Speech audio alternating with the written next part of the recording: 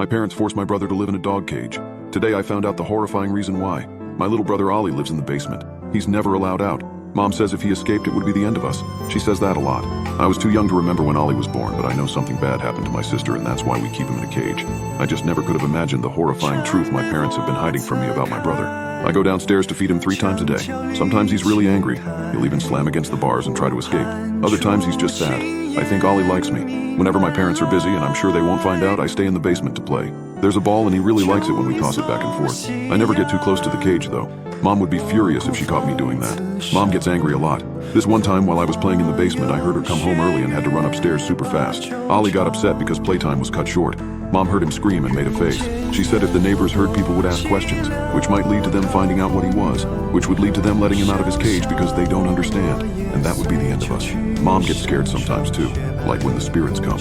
When the spirits come, me, her, and Dad hold hands and light a candle and pray until it's safe. Even though I'm not supposed to look, sometimes I do. This one time I saw a shadow floating across the wall, except it was thicker than a shadow, and it got really, really close. Mom and Dad both said they could feel an overpowering hatred and smell death, but I couldn't. I just squeezed my eyelids and lied and said I felt it too. One time when Mom and Dad were away, I heard Ollie cry. He was really loud. Even though I'd already fed him, I went downstairs to check he was okay. When the lights flicked on, Ollie pushed himself against the bars. He was crying a lot, and his cheeks were all shiny and wet. I think he felt extra lonely that day, and since I didn't think he'd hurt me, I got close to the cage. I went slowly, shuffling my feet, holding one arm out. Ollie pushed his arm past the bars. He just wanted some company, I think, and I could understand why. There's times when I get sad and need a hug to feel better. All of a sudden, we were holding hands. He didn't attack or try to hurt me, so I used a broom to get the key off the wall and let him out of his cage. But then, as we ran around the room giggling and playing, I heard someone scream at the top of the stairs. It was Mom. She came down and threw Ollie back into his cage and locked it. Then she dragged me into the kitchen where we prayed quietly until Dad got home. After Mom explained what happened, Dad looked super angry and I was really scared. Dad said it brought him shame to have such a sinful daughter who disobeyed her parents' instructions.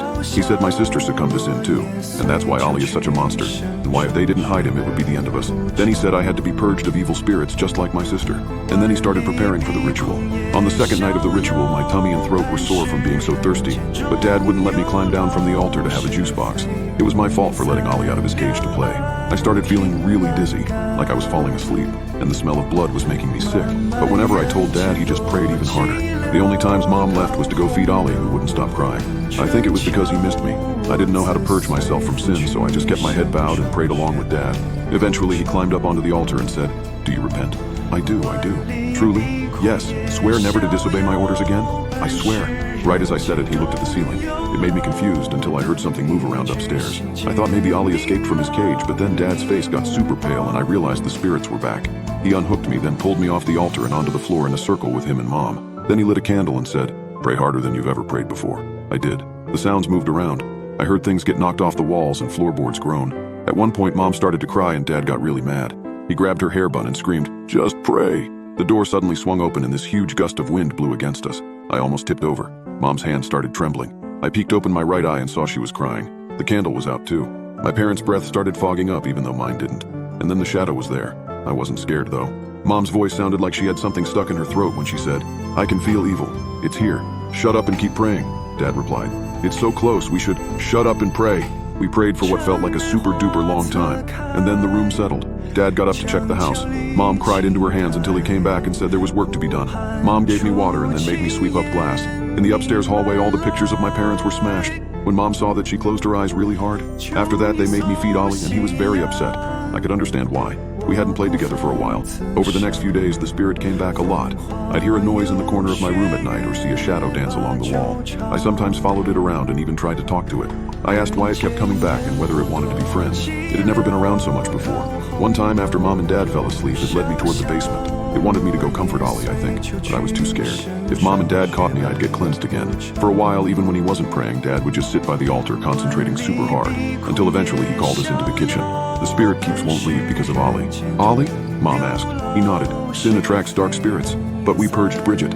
We purged Bridget for succumbing to sin, but Ollie was born of that sin. The only way to make the spirits leave is to purge him too." Mom nodded, but I was really scared. I loved Ollie and he loved me. I had to stand up for him. "No, Ollie is good. You always say if he escaped it would be the end of us, but when Dad stood and slammed his fist against the table. "Damn it, I've already lost one child. Do I have to lose another?" I flinched. As he circled the table and stood over me, he seemed to grow bigger.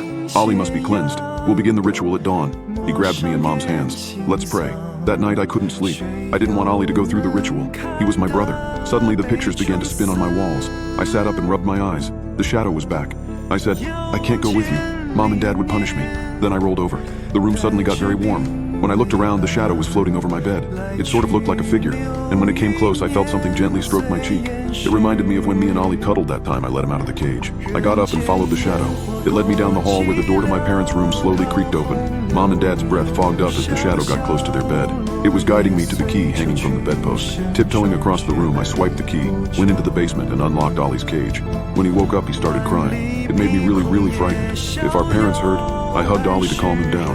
Then, carrying him toward the front door, he began to fidget, causing me to stumble forward. He banged his elbow and squealed.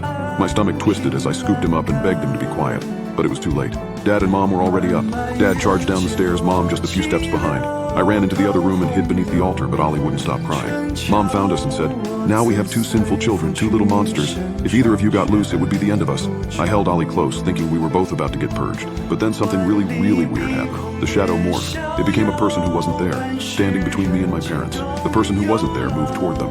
After a few seconds, Mom screamed so loud I thought her throat was gonna burst. Both she and Dad fell to their knees and prayed. There was a noise like whispers. The person who wasn't there became more solid. My parents prayed even louder, and the person became even more solid. Soon it was almost like a regular person. It looked like my mom, only younger. It was older than me though. Mom and Dad both prayed and cried on their hands and knees. Soon cracks opened on the walls, and the floor was shaking so much I nearly tripped. The lady looked back and smiled at me. There was another gust of wind which broke the front door off its hinges, so I turned and ran to the hall. And as I did, both my parents screamed. I looked back and saw them both hooked onto the altar. Their screams got higher and higher, and then I heard something wet splatter inside the house. I think they stopped to get a drink of water because they were both super quiet after that. Maybe their throats got sore? After following the lane down to the end of the road, I carried Ollie along in the cold rain until a set of headlights lit us up. A man and a lady climbed out of a car and rushed over asking if we were okay. I said we'd had to run away. Otherwise, our parents would have made us undergo the ritual.